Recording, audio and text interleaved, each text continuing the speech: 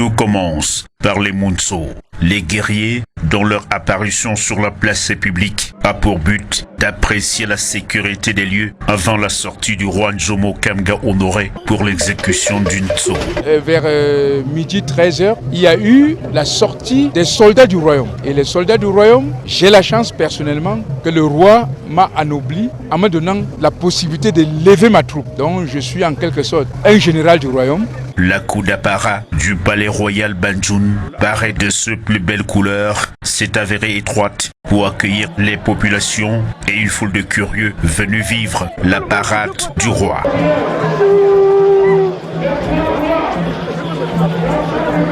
Ça s'appelle le Tso, ça veut dire la danse du nom.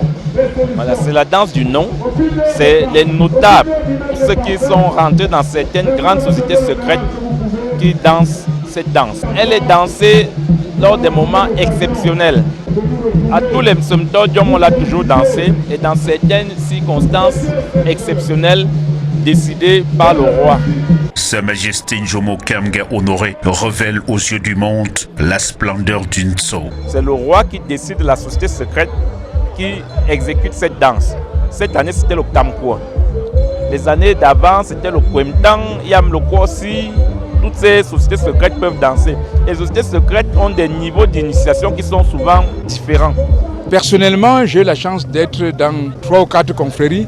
Mais surtout, ce qui était important pour moi, c'est que j'ai succédé à mon père dans la confrérie Kamkwa. Et c'est pour la première fois que j'ai dansé au nom de mon père. Le monarque, dans son accoutrement chatoyant et majestueux, captive l'attention et plonge le public dans un tourbillon de sensations. Il est accompagné pour la circonstance des rois de Balin et Bamendinda. Le roi, c'est le guide de cette danse, c'est le maître de cette danse. Il est le seul, ou avec ses autres confrères rois, à ne pas être coiffé.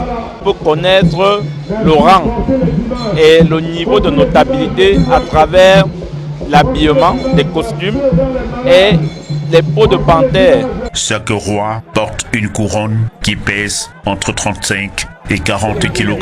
Derrière leur majesté, des hommes et des reines dont l'ancien préfet du conquis, Antoinette Justine Zongo. Je dis toujours à mes collègues et à mes amis, pour y arriver, il y a une sorte de force qui n'est pas toujours perceptible. Et cette force, on la puise aussi de ses origines. Il y a des confréries derrière là, vous ne pouvez pas avoir ça.